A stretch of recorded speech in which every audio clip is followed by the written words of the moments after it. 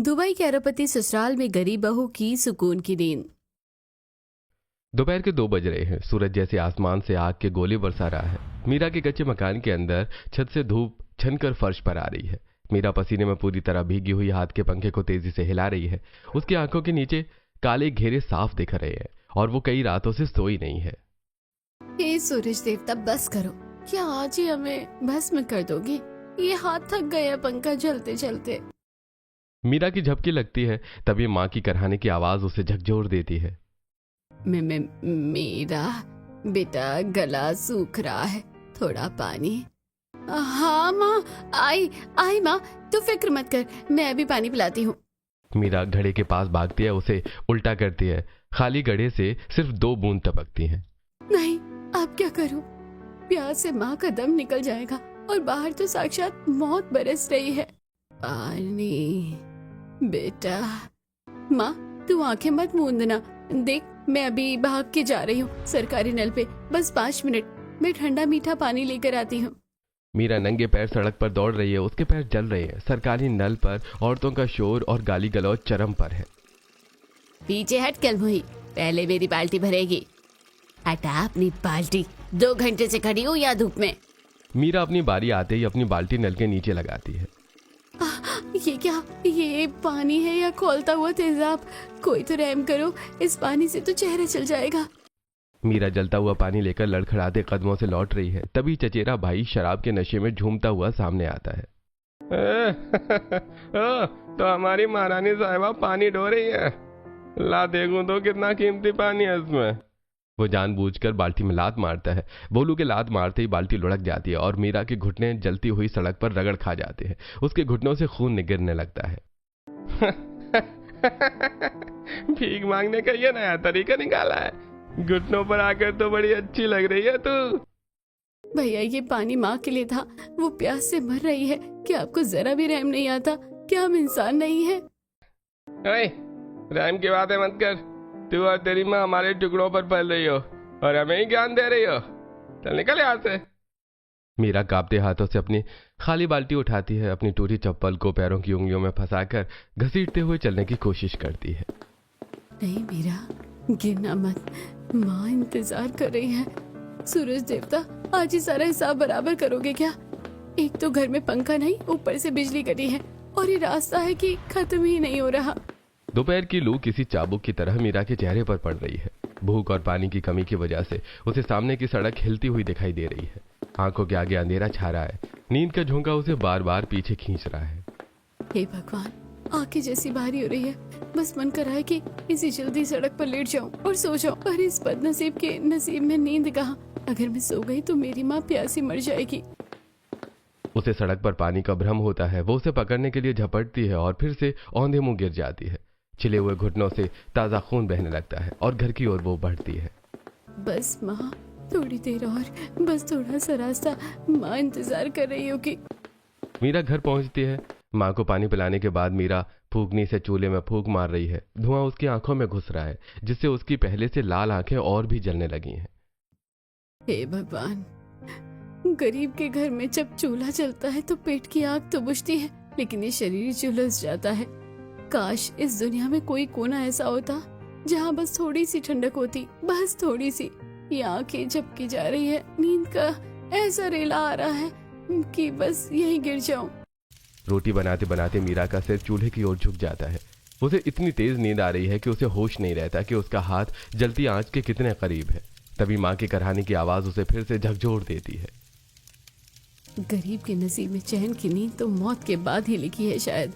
यहाँ तो पलक झपकना भी गुनाह है। जैसे तैसे रोटियां बनाकर शाम ढलती है, लेकिन रात के नाम पर सिर्फ अंधेरा मिलता है। उमस इतनी कि दीवारों से आग निकल रही है। बिजली न होने की वजह से मच्छरों का झुंड मीरा और उसकी माँ पर हमला कर देता है। बेटा मीरा, तू सो जा थोड़ी देर। तू दिन भर से भाग दौड़ कर रही है, थक गई होगी। सो जा मेरी बच्ची। माँ, नींद कहाँ आती है ऐसी गर्मी वाली रातों में? ऐसा लगता है जैसे ये जलती हुई दीवारें हमें निगल जाएगी। शरीर टूट रहा है, आंखें मूंद रही है, पर इस गर्मी और मच्छरों ने तो जैसे चैन से मरने का हक भी छीन लिया है। माँ, बस दुआ करो कि कल सुबह या तो हम जिंदा ना बचे या फिर ये गर्मी थोड़ी कम हो जाए। रात भर मीरा और उसकी माँ गर्मी और मच्छरों से लड़ते हुए करवटें बदलती रही। सुबह की पहली किरण अभी खिड़की से झांक ही रही थी। रात भर की उमस के बाद सुबह के 5 बजे मीरा की आंख अभी लगी ही थी कि दरवाजे पर जोर जोर से लातें पड़ने लगती हैं।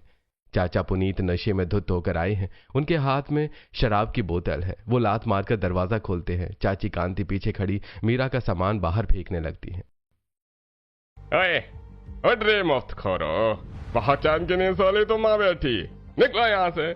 बहुत देर हो गए मुफ्त की रोटियां तोड़ते हुए। चाचा जी रहम करो, अभी तो धूप भी बहुत तेज है। माँ को बहुत तेज बुखार है, वो खांस रही है। हम इस हालत में उन्हें लेकर कहाँ जाएंगे? रहम रहम क्या हलवे में डाल के खाएंगे? तेरे बाप ने जो कर्जा लिया था उसके बदले ही कमरा आज से हमारा हुआ। चलो और फुट यहाँ से। पुनीत भाई, अपनी इस बीमार बहन को कहाँ भेजोगे इस तपती धूप में? थोड़ा तो कलेजा पसीने दो। जहाँ मर्जी जाओ, मर जाओ या भीख मांगो, हमें मतलब नहीं। चल मीरा, उठ, अपनी इस बीमार माँ को और बाहर निकाल। चल चल निकल, वरना घसीट कर बाहर फेंक दूंगा। चाची ने मीरा और निर्मला जी को धक्के देकर बाहर निकाला और पीछे से दरवाजा जोर से बंद कर दिया। बाहर निकलते ही गर्म हवा के थपेड़ों ने उनका स्वागत किया। जमीन से भाप उठ रही थी और लू के झोंके उनके चेहरों को झुलसा रहे थे। मीरा के घुटने छिले हुए थे। माँ का शरीर बुखार से तप रहा था, पर उनके पास सिर छुपाने की अब कोई जगह नहीं थी। मेरा बेटा, मुझे यहीं छोड़ दे। मेरी वजह से तू भी इस आग में जल रही है। अगर तू मेरे संग लगी रही तो तेरी जिंदगी भी नरक हो जाएगी। मैं अब और नहीं चल पाऊंगी। तू आगे निकल जा मेरी बच्ची। नहीं माँ, ये कैसी बातें कर रही हैं? जिस माँ बाप ने उंगली पकड़कर चलना सिखाया, पाल पोस कर बड़ा किया, उन्हें मैं ऐसे बीच सड़क पर अकेला कैसे छोड़ दूं? तू बस हिम्मत मत हार माँ, बस थोड़ा सा और चल ले।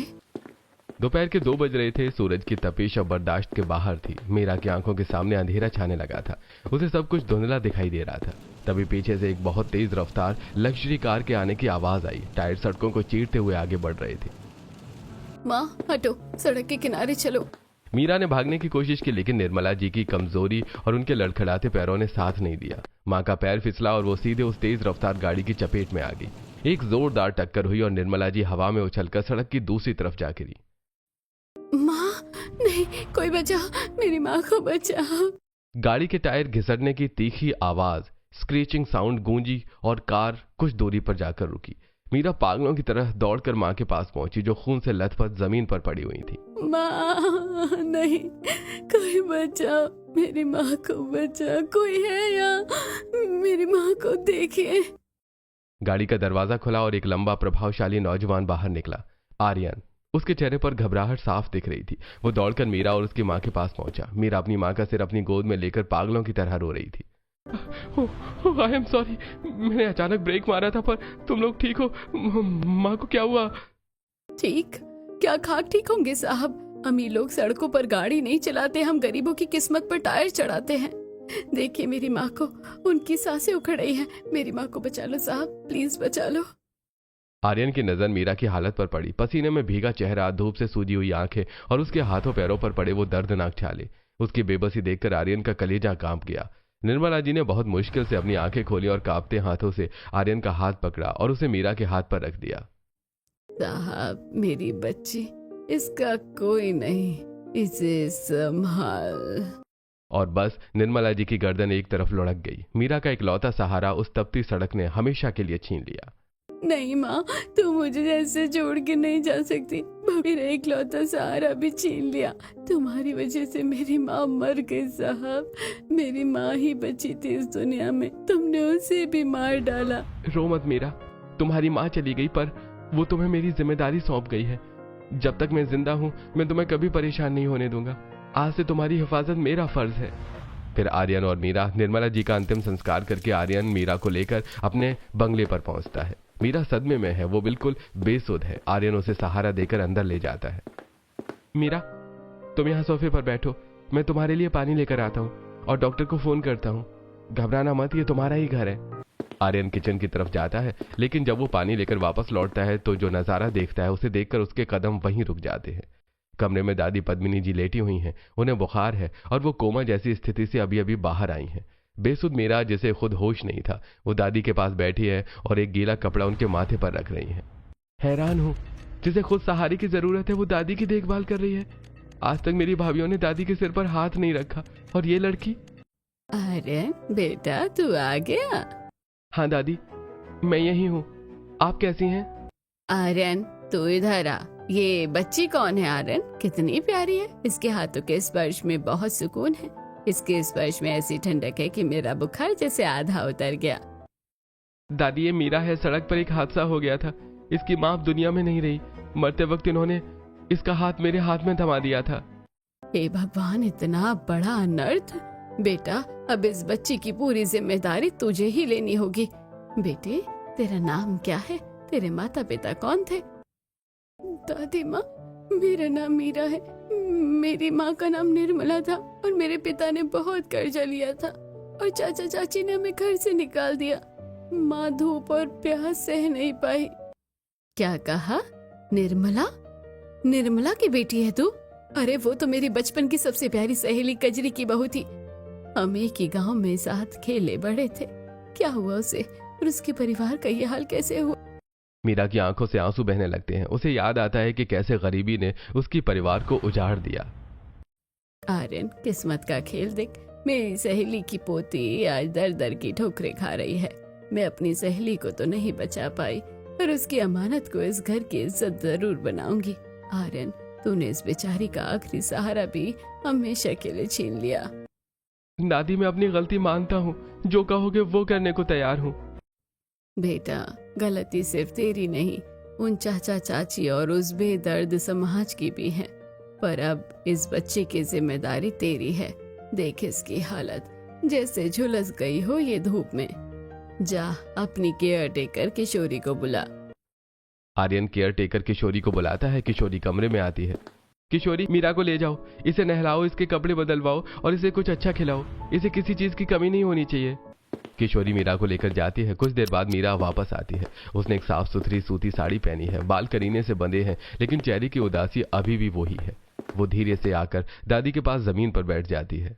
दादी माँ, मुझे कुछ नहीं चाहिए, बस आप मुझे अपने पास रहने दीजिए। मुझे सिर छिपाने के लिए एक छत चाहिए। मेरी माँ ही मेरा सब कुछ थी, अब वो नहीं रही। मैं आपका बहुत ख्याल रखूंगी। आप मुझे यहाँ रहने की इजाजत दे दीजिए।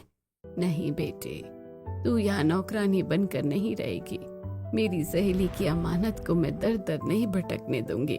आर्यन, इधर आ। जी दादी, बोलिए। आर्यन, तुझे मेरा एक कहना मानना पड़ेगा। अगर तू अपनी इस दादी की इज्जत रखना चाहता है और अपनी गलती का प्रायश्चित करना चाहता है तो तुझे मीरा से शादी करनी होगी। शादी? दादी, आप ये क्या कह रही हैं? अभी तो मीरा सदमे में है और मम्मी पापा को क्या जवाब दूंगा? सब दुबई में हैं, वो कभी नहीं मानेंगे। नहीं दादी माँ, साहब तो बहुत बड़े लोग हैं। मैं तो एक मामूली गरीब लड़की हूँ, मैं इस लायक नहीं। चुप हो जा मीरा, ये कोई एहसान नहीं है। निर्मला ने मरते वक्त तेरा हाथ आर्यन के हाथ में थमाया था। वो एक वचन था। और आर्यन, तू सुन ले, अगर तूने शादी नहीं की तो ये दादी आज के बाद दवा को हाथ तक नहीं लगाएगी। लेकिन दादी, मम्मी को कौन समझाएगा? पापा को क्या जवाब दूंगा? सब लोग दुबई में हैं, वो एक पल में इस रिश्ते को ठुकरा देंगे। सबको मैं देख लूंगी, तू बस इससे शादी कर ले। बाकी दुनिया से भिड़ने के लिए तेरी ये दादी अभी जिंदा है। दादी, आप जिद मत कीजिए, पर ठीक है, अगर आपकी खुशी इसी में है तो मुझे मंजूर है। दादी की जिद के आगे आर्यन को झुकना पड़ा। जल्दबाजी में कोर्ट मैरिज की औपचारिकताएं पूरी की गईं। मीरा के पास सोचने का वक्त भी नहीं था। उसकी उजड़ी हुई जिंदगी को अचानक एक नाम मिल गया था। चलो मीरा बेटा, चलो आर्यन, अब हम अपने घर चलते हैं। दादी माँ, हमारा घर कहाँ है? क्या वो यहाँ से बहुत दूर है? मीरा, हमारा घर दुबई में है, हमें समंदर पार जाना होगा। दुबई? पर साहब, मेरे पास तो वो पासपोर्ट भी नहीं है जो बड़े लोगों के पास होता है। मैं कैसे जाऊंगी? फिक्र मत करो, हमारे पास अपना प्राइवेट जेट है। हम किसी लाइन में लगने की जरूरत नहीं है। जिस लड़की ने कभी अपने गांव की सरहद पार नहीं की थी, आज वो हजारों फीट ऊपर बादलों के बीच उड़ रही थी। आलीशान प्राइवेट जेट के अंदर की ठंडी हवा मीरा के शरीर को छू रही थी। वो शरीर जो कल तक सूरज की लू और थपेड़ों को सहने का आदी था। हे भगवान, क्या मैं सच में बादलों के ऊपर हूँ? ऐसा लग रहा है कि जैसे मैं स्वर्ग में जा रही हूँ। कहीं ये कोई सपना तो नहीं? अभी आँख खुलेगी और वही चिलचिलाती धूप सामने होगी। एयर होस्टेस आती है और एक चमकते हुए कांच के गिलास में ताज़ा जूस मीरा के सामने रखती है। मीरा उस गिलास को छूने से भी डर रही है। गिर तो नहीं जाएगा? इतना साफ कांच है कि इसमें मेरा चेहरा दिख रहा है। घबराओ मत मीरा, तुम सुरक्षित हो। दादी और मैं तुम्हारे साथ हैं। साहब, क्या वहाँ दुबई में भी इतनी ही गर्मी होती है? क्या वहाँ भी औरतों को पानी के एक एक घड़े के लिए सरकारी नल पर लड़ना पड़ता है? वहाँ गर्मी तो है मीरा, लेकिन तुम्हारे लिए वहाँ सिर्फ ठंडक होगी। वहाँ पानी की कमी नहीं, पानी की बौछारें तुम्हारा इंतजार कर रही हैं। जैसे जेट दुबई की जमीन पर उतरा, बाहर की चकाचौंध देखकर मीरा की आंखें फटी की फटी रह गईं। मीरा, बाहर कदम रखो, अब तुम्हारी पुरानी जिंदगी का अंत हो गया है और एक नई दुनिया की शुरुआत। दुबई एयरपोर्ट के वीआईपी एग्जिट पर एक लंबी काली और चमकदार रोल्स रॉयस खड़ी है। ड्राइवर हुसैन ने सफेद दस्ताने पहनकर झुकते हुए कार का दरवाजा खोला। मीरा सहम कर पीछे हट गई। उसे लगा जैसे ये कोई कांच का खिलौना है जो उसके छूने से टूट जाएगा। साहब, इतनी बड़ी और चमकती गाड़ी? हमारे गांव के सरपंच की जीप तो इसके सामने धूल जैसी लग रही है। क्या मैं सच में इसमें बैठूंगी? हाँ मीरा, अब से तुम्हारी हर सवारी ऐसी ही होगी। आओ अंदर बैठो। मीरा जैसे ही मखमली सीट पर बैठी, उसे एक सुकून भरा एहसास हुआ। उसने धीरे से अपने उन हाथों से सीट को छुआ जिन पर धूप के छाले थे। हैरानी की बात यह थी कि उन छालों का दर्द अब चुभ नहीं रहा था। मखमल की कोमलता उन्हें सहला रही थी। साहब, हमारे गांव के मंदिरों में भी इतनी सफाई नहीं होती जितनी आपकी गाड़ी के अंदर है। यहाँ तो मिट्टी का एक भी कण भी नहीं है। ये सपना तो नहीं है? ये सपना नहीं, हकीकत है मीरा। देखो, दर्द हुआ ना, इसका मतलब तुम जाग रही हो। हाँ बेटा, ये सच है। आर्यन ने गलती की थी तो अब उसे प्रायश्चित तो करना ही होगा। अब तुम इस घर की लक्ष्मी हो। गाड़ी एक बहुत बड़े सोने के नक्काशीदार दरवाजे के सामने रुकती है। यह घर नहीं, एक विशाल महल था। जैसे मीरा कार से उतरी, उसकी आंखें फटी की फटी रह गई। घर के बाहर सास विनीता, ससुर आलोकनाथ, जेठानी रश्मि और नंद निधि, पूरा परिवार खड़ा था। आर्यन, ये सब क्या है? तुम लोग तो अगले महीने आने वाले थे अचानक, और ये फटे पुराने कपड़ों वाली लड़की कौन है जिसे तुम अपने साथ लेकर आए हो? ओह माय गॉड, इसके पैरों की हालत देखो और ये बदबू। आर्यन, क्या तुम किसी अनाथालय से इसे उठा कर लाए हो? बस विनीता, रश्मि, अपनी जुबान को लगाम दो। ये इस घर की छोटी बहू है, मीरा, आर्यन की पत्नी। अभी सब लोग अपने अपने कमरे में जाओ, मुझे आराम करना है। बाकी बातें बाद में होगी। दादी का हुक्म चलते ही सब सन्न रह गई। नंद निधि और जेठानी रश्मि पैर पटकते हुए अंदर चली गई। आर्यन मीरा को लेकर उसके कमरे में जाता है। कमरा पूरी तरह अंधेरे में डूबा हुआ है। मीरा दरवाजे पर ही रुक जाती है। आर्यन साहब, यहाँ तो बहुत अंधेरा है।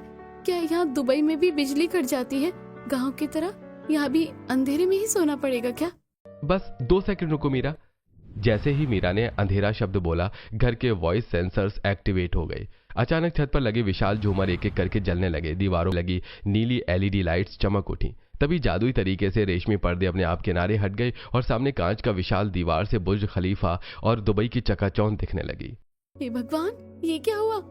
अपने आप लाइटें जल गई, पर्दे भी अपने आप हिल रहे हैं। इसे बिजली कटना नहीं, स्मार्ट होम कहते हैं मीरा।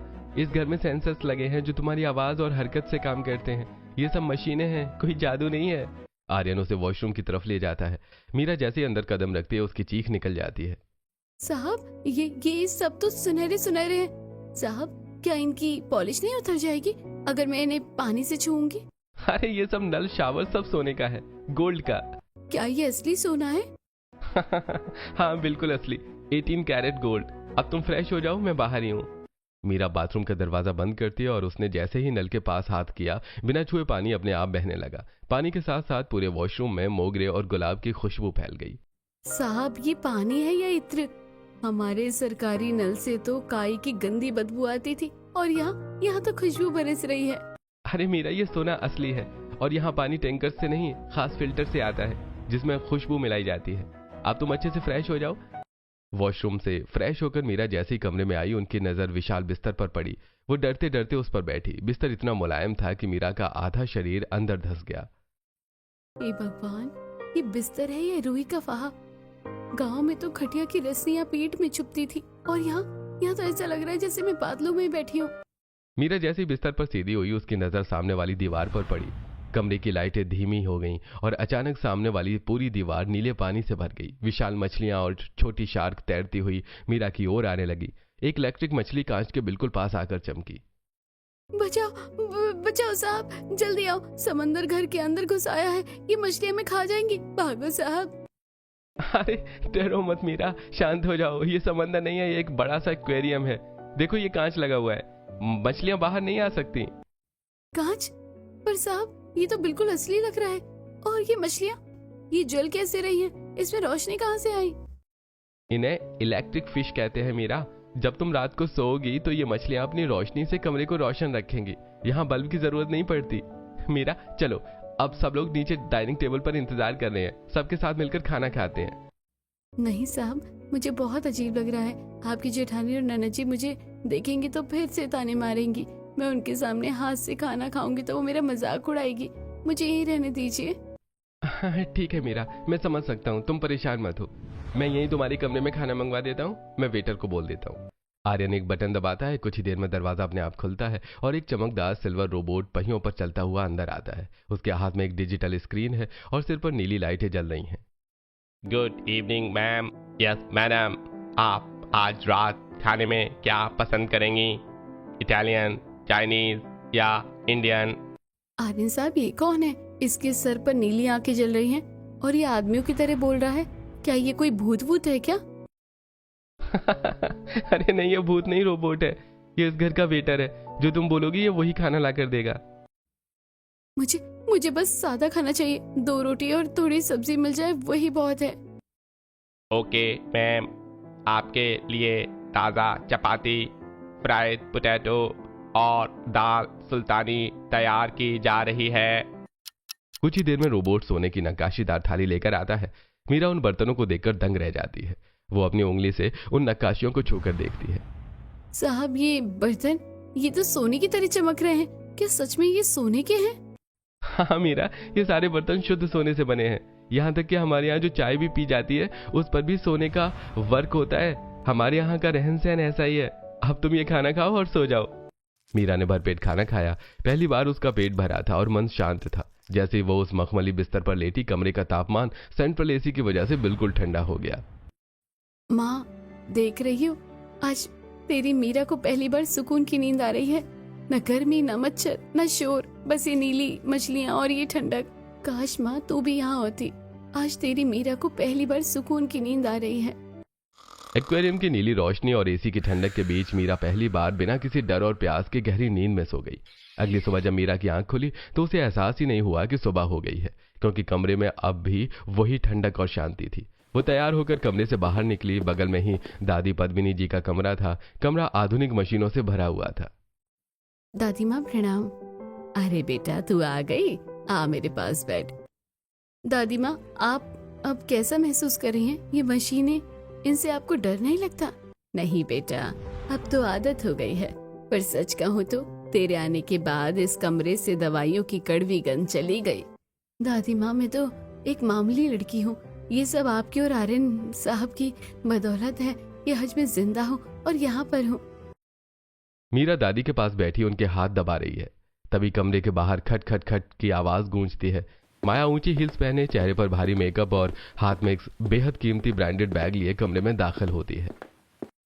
उफ, ये कमरे में कैसी अजीब सी गंध आ रही है। ऐसा लग रहा है जैसे कोई धूल मिट्टी वाला इंसान घर घुस आया हो। माया, ये कोई और नहीं, घर की छोटी बहू मीरा है। जरा तमीज से बात कर। बहू? दादी माँ आप मजाक कर रही हैं? ये कचरा उठाने वाली लड़की हमारे खानदान का स्टेटस संभालेगी।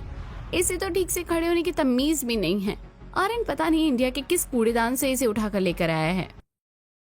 माया की बातें सुनकर मीरा का चेहरा उतर जाता है। वो मायूस होकर सिर झुका लेती है। माया जुबान संभाल। मीरा तू इसकी बातों का बुरा मत मान बेटा, तू जाकर अपने कमरे में आराम कर। मीरा मायूस होकर अपने कमरे में आती है। उसे अपनी माँ की याद सताने लगती है। वो ताज़ा हवा के लिए कमरे की बड़ी सी बालकनी का दरवाजा खोलकर बाहर निकलती है। बाहर निकलती रेगिस्तान की तेज धूप और गर्म हवा ने उसे घेर लिया। यहाँ भी वही आग बरस रही है। मुझे लगा था दुबई में सिर्फ ठंडक होगी, पर ये धूप तो गांव जैसी ही जालिम है। मीरा धूप की तपिश से कांपने लगती है। तभी आर्यन कमरे में आता और मीरा को बालकनी में परेशान देखकर चौंक जाता है। मीरा क्या कर रही हो? तुम इस धूप में बाहर क्यों खड़ी हो? अरे पागल हो गई हो क्या? यहाँ का तापमान देखो, तुम झुलस जाओगी। साहब यहाँ भी इतनी गर्मी है। मुझे लगा था यहाँ सब कुछ बदल गया है, पर ये सूरज तो यहाँ भी पीछा नहीं छोड़ रहा।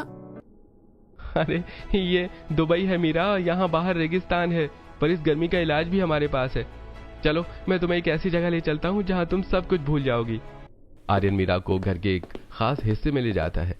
अंदर चारों तरफ सफेद बर्फ की चादर बिछी है और ऊपर से रुई जैसे बर्फ के टुकड़े गिर रहे हैं।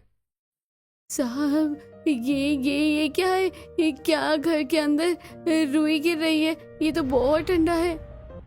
इसे स्नो रूम कहते हैं मीरा। यहाँ का तापमान 0 से नीचे है। जब भी तुम्हें गर्मी लगे तुम यहाँ आकर बर्फ का आनंद ले सकती हो। देखो अब लग रही है गर्मी। मीरा उस बर्फ पर बैठ जाती है। ठंडी हवा और शांति की वजह से उसकी आंख लग जाती है। उसे वक्त का पता ही नहीं चलता। जब मीरा को नींद खुलती है वो अपने आलीशान कमरे में वापस आती है। सामने दीवार पर एक विशाल माइक्रो स्क्रीन लगी है।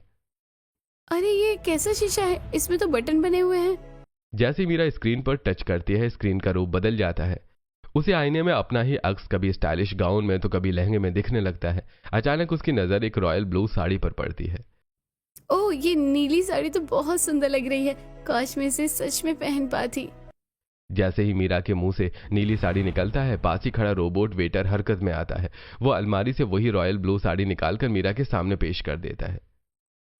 बाप रे आर्यन साहब, ये रोबोट तो जादूगर है। इसने मेरे मन की बात कैसे सुन ली? आईने में जो देखा वो इसने लाकर मेरे हाथों में थमा दिया। अरे ये जादू नहीं मीरा, आर्टिफिशियल इंटेलिजेंस है, यानी कि एआई। यह घर तुम्हारी आवाज और पसंद को पहचानता है। यहाँ सब कुछ इशारों पर चलता है। जब मीरा वो रॉयल ब्लू साड़ी पहनकर और हल्का सा श्रृंगार करके कमरे से बाहर निकलती है तो आर्यन की नजरें उस पर ठहर जाती हैं। आर्यन साहब, आप ऐसे क्या देख रहे हैं? क्या ये साड़ी मुझ पर अच्छी नहीं लग रही?